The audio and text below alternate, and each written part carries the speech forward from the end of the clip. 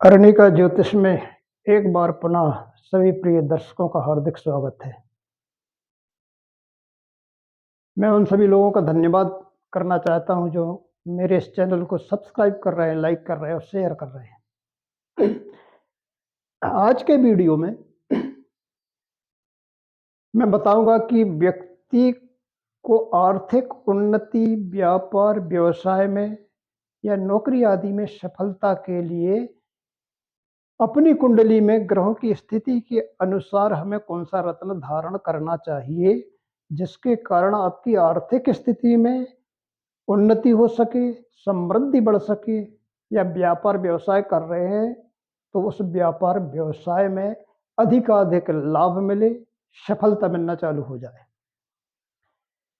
देखिए, व्यक्ति एक आर्थिक प्राणी है और आर्थिक प्राणी होना ही जगत के विकास का मूल कारण है। कुंडली में लग्न और लग्नेश दोनों महत्वपूर्ण है। कुंडली में जो लग्न भाव होता है ये हमारा शरीर है, यानी हम स्वयं हैं। लग्नेश जो है इसका स्वामी है, वो व्यक्ति के द्वारा किए गए कार्य हैं, वो व्यक्ति स्वयं है जो वो कार्य कर रहा है। यदि व्यक्ति का शरीर ही नहीं होगा तो सारी राम कहानी वहीं खत्म है। लेकिन यदि व्यक्ति है, उसका जीवन है, तो उसे सुख, समृद्धि, आर्थिक स्थिति को सुदृढ़ करने के लिए प्रयासरत तो रहना ही पड़ेगा। आर्थिक स्थिति यदि मजबूत है तो व्यक्ति की सारी समस्याएं अपने आप हल जैसे हो जाती हैं। लेकिन आर्थिक स्थिति यदि सुदृढ़ नहीं है, आर्थिक स्थिति कमजोर है, तो व्यक्ति को विभिन्न प्रकार की समस्याएं घेरने लगती हैं। स्वास्थ्य पर भी इसका बुरा असर पड़ने लगता है। तो आर्थिक स्थिति कैसे ठीक हो? कई लोग बहुत कार्य करते हैं, मेहनत लगा के काम करते हैं, आशाओं के अनुरूप कार्य करते हैं कि उन्हें अच्छा धन प्राप्त होगा, अच्छी आय होगी, आर्थिक समृद्धि बढ़ेगी। लेकिन इसके बाद भी आर्थिक समृद्धि नहीं मिल पाती, आर्थिक सुदृढ़ता नहीं हो पाती। इसके पीछे कारण क्या है? देखिए, कुंडली में कुछ ग्रहों की ऐसी स्थिति रहती है जिनकी अशुभता के कारण व्यक्ति आर्थिक समृद्धि करने से पीछे हो जाता है। कुछ स्थितियां ऐसी भी होती हैं कि लोग पंडितों के बताए अनुसार कोई ना कोई रत्न धारण कर लेते हैं, किसी भी ग्रह का रत्न धारण कर लेते हैं। किसी ने बता दिया मूंगा धारण कर लीजिए, किसी ने बता दिया आपको हीरा धारण करना है, आपकी ये समस्याएं हल हो जाएंगी। किसी को नीलम बता दिया, किसी को लहसुन या गोमेद आदि। लेकिन क्या जो आप रत्न धारण कर रहे हैं वो आपको फायदा दे रहा है? क्या वो सटीक रत्न है जो आपको आर्थिक स्थिति से उबार सके, आपकी आर्थिक स्थिति को सुदृढ़ बना सके? आज मैं इसी विषय पर बात करूंगा कि आपकी कुंडली में आर्थिक स्थिति को सुदृढ़ करने के लिए, आपके व्यापार व्यवसाय को सफल बनाने के लिए हमें कौन से ग्रहों का रत्न धारण करना चाहिए जिससे आपकी आर्थिक स्थिति सुदृढ़ हो सके। तो सबसे पहले आज हम मेष लग्न को लेते हैं, यानी मेष लग्न या मेष जिनकी जन्म राशि है, या तो मेष लग्न की कुंडली है उनकी, या मेष उनकी जन्म राशि है। जिनकी कुंडली में मेष लग्न है या जिनकी जन्म राशि मेष है, इसमें पंचमेश यानी पांचवें भाव का स्वामी कौन बनता है? सूर्य। कौन बनता है? पंचमेश सूर्य बनता है। इसका तात्पर्य है कि मेष लग्न की कुंडली में पंचमेश जब सूर्य बनता है तो पंचमेश सूर्य का रत्न क्या होता है? माणिक्य। माणिक्य ये सूर्य का रत्न है। माणिक्य धारण करना चाहिए। माणिक्य धारण करने से क्या होगा कि आकस्मिक लाभ प्राप्त होने लगेंगे। धन लाभ होने लगेगा, राज की कृपा प्राप्त होने लगेगी, सरकार पक्ष से लाभ, किसी प्रकार का लाभ मिलने लगेगा, दैवी कृपा भी, ईश्वर की कृपा भी प्राप्त होगी और किसी उच्च पद की भी प्राप्ति हो सकती है यदि माणिक्य धारण किया जाता है। लेकिन सूर्य को अच्छी स्थिति में होना चाहिए, पंचमेश है, पंचमेश वैसे त्रिकोण भाव का स्वामी होता है। त्रिकोण और केंद्र ये दोनों महत्वपूर्ण भाव हैं। केंद्र विष्णु में का स्थान है और त्रिकोण लक्ष्मी का स्थान है, यानी लक्ष्मी और विष्णु दोनों की कृपा प्राप्त होती है। यदि शुक्र इसमें दूसरे, यानी अगर मेष लग्न है तो यहाँ कौन सी आ जाएगी, वृष, यानी वृष लग्न का स्वामी होता है शुक्र, तो शुक्र दूसरे और सातवें भाव का स्वामी बन जाएगा मेष लग्न में। इसका मतलब कि शुक्र यहाँ द्वितीयेश भी बन रहा है, यानी धनेश धन भाव का स्वामी, और सप्तमेश भी बन रहा है, व्यापार व्यवसाय का भी स्वामी है, जीवन साथी दाम्पत्य सुख का स्वामी, विवाह का स्वामी, सब कुछ बन रहा।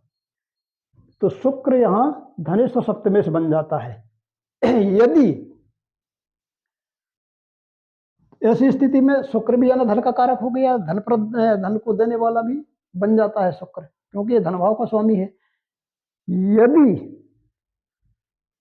आप किसी व्यापार व्यवसाय या वाणिज्य से जुड़े हैं, ध्यान दीजिए, यदि आप किसी व्यापार व्यवसाय या वाणिज्य से जुड़े हैं तथा शुक्र अगर अशुभ बैठा है कहीं, मान लीजिए शुक्र दूसरे और सातवें भाव का स्वामी है, शुक्र कहीं भी अशुभ भाव में बैठा है, छठे आठवें या 12वें भाव में बैठ गया है, या शुक्र अपनी नीच राशि कन्या राशि में आ गया है,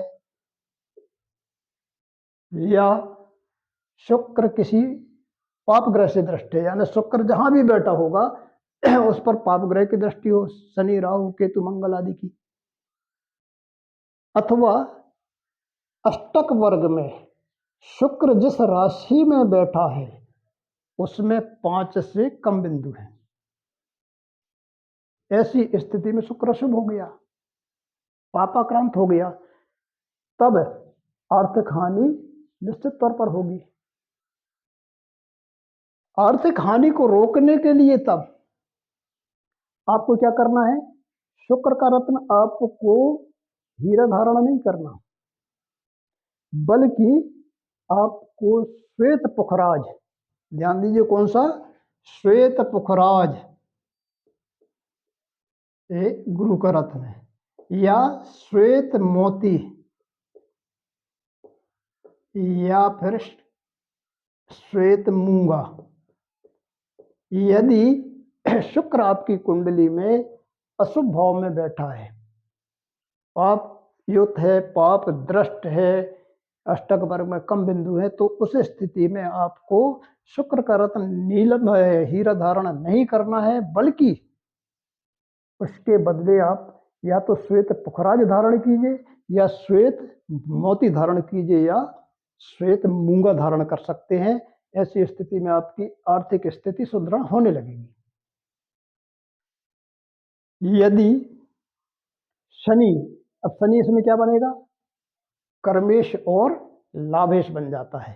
देखिए शनि की राशि कहाँ आ जाएगी, मेष लग्न की कुंडली है तो यहाँ 10 नंबर आ जाएगा और यहाँ 11 नंबर, यानी शनि ये 10 नंबर कर्म भाव यानी कर्मेश बन गया, और 11 लाभ भाव यानी लाभेश बन गया।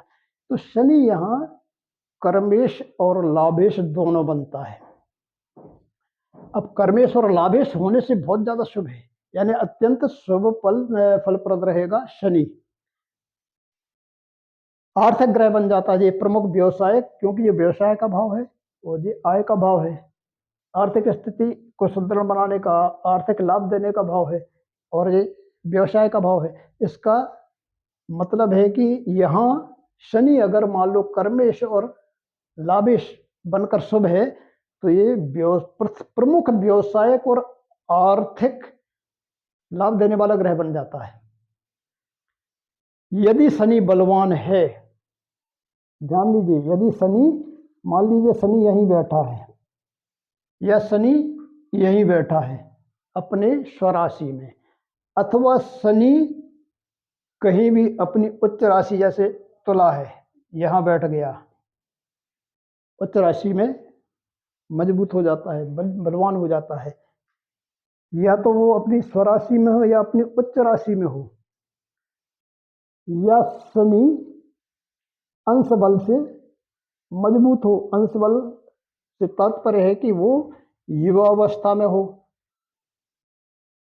16 से 22-24 अंश के बीच में हो तो युवावस्था हो जाती है। मृत अवस्था में ना हो, ना बाल अवस्था में। बाल अवस्था, मृत अवस्था क्या होती है? या तो वह 0 से 6 अंश के बीच में ना हो, इसकी जो डिग्री है 0 से 6 अंश के बीच में नहीं होना चाहिए, या वहाँ 25 से 30 के बीच में नहीं होना चाहिए, अन्यथा वो कमजोर हो जाता है। साथ ही अगर अष्टक वर्ग में, ये कम अच्छा है, अष्टक वर्ग में अगर इसको 5 से अधिक बिंदु प्राप्त हैं जहाँ भी बैठा है तो शनि बलवान है।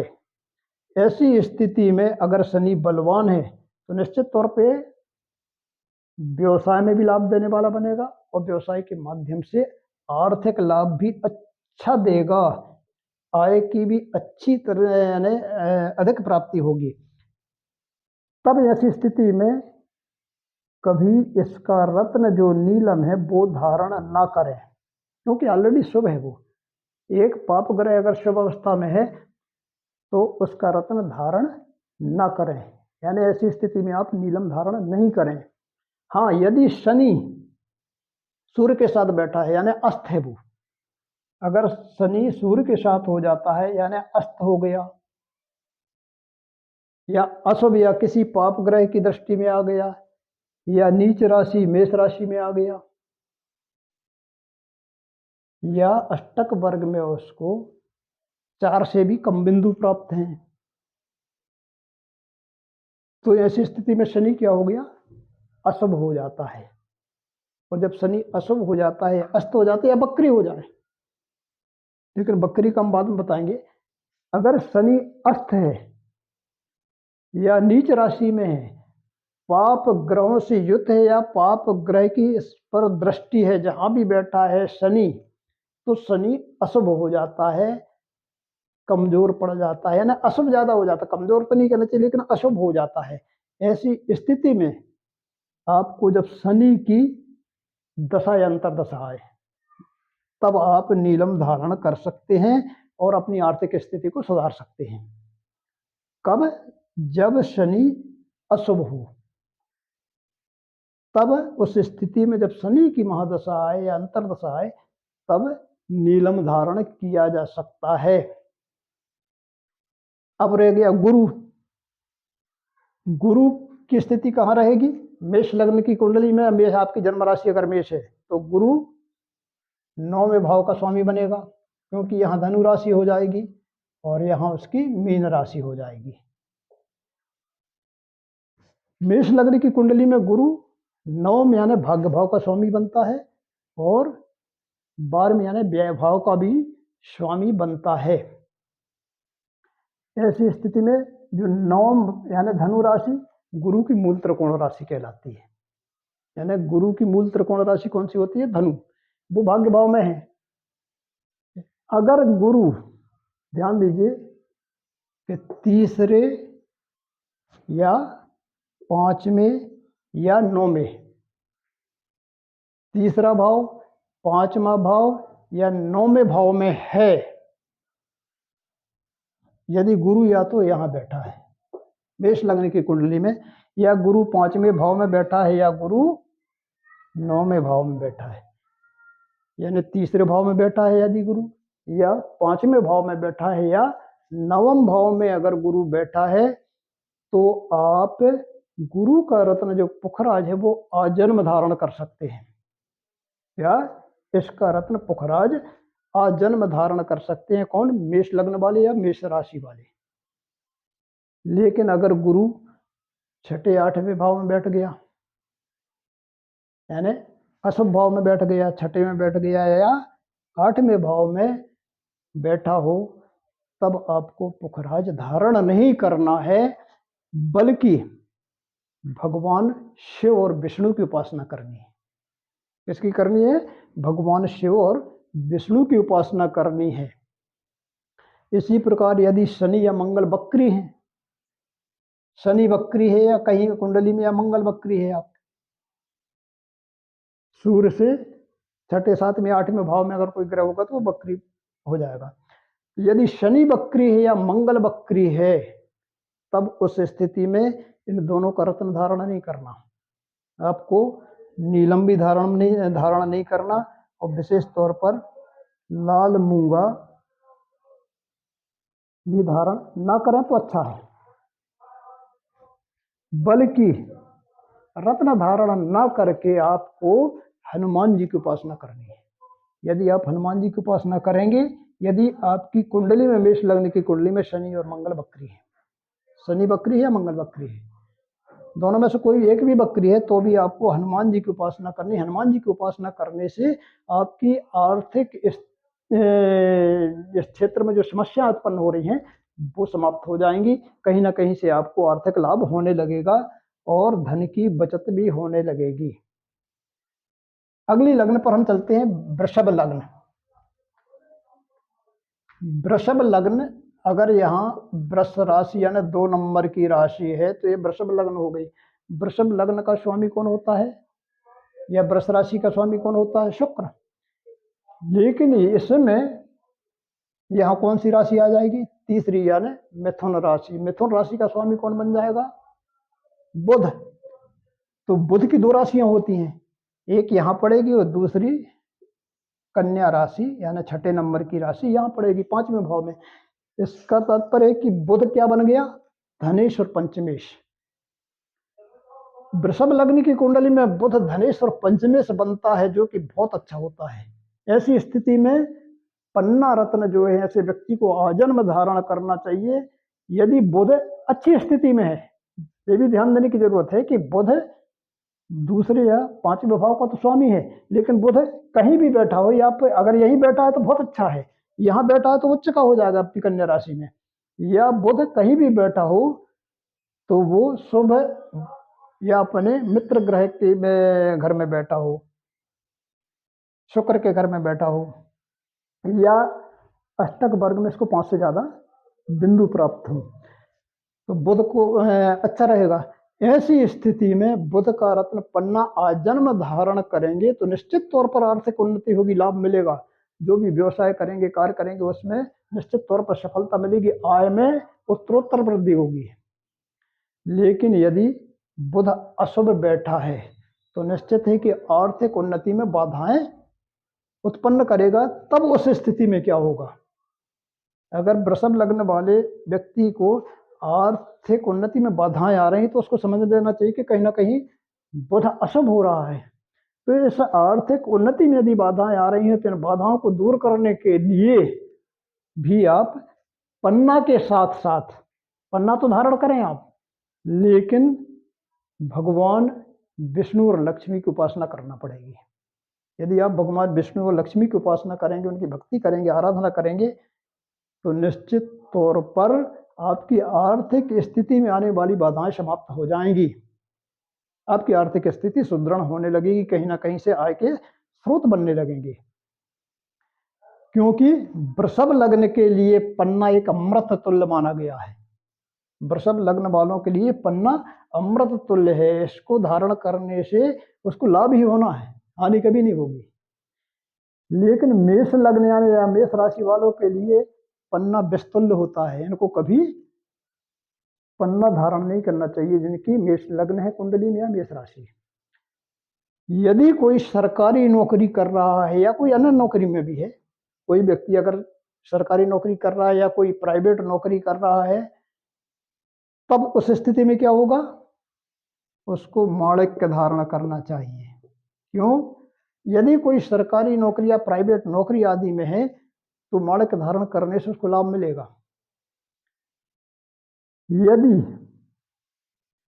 यदि कोई भूमि से संबंधित काम, जल से या खनिज, जो जैसे तेल वगैरह है, कोई धातु है जो जमीन से निकाली जाती है, तो भूमि से संबंधित, जल से संबंधित, खनिज से संबंधित या वाहन, कोई अगर मान लो किसी का शोरूम है, वाहन का शोरूम है या वर्कशॉप है, ऐसे कार्य कर रहे हैं।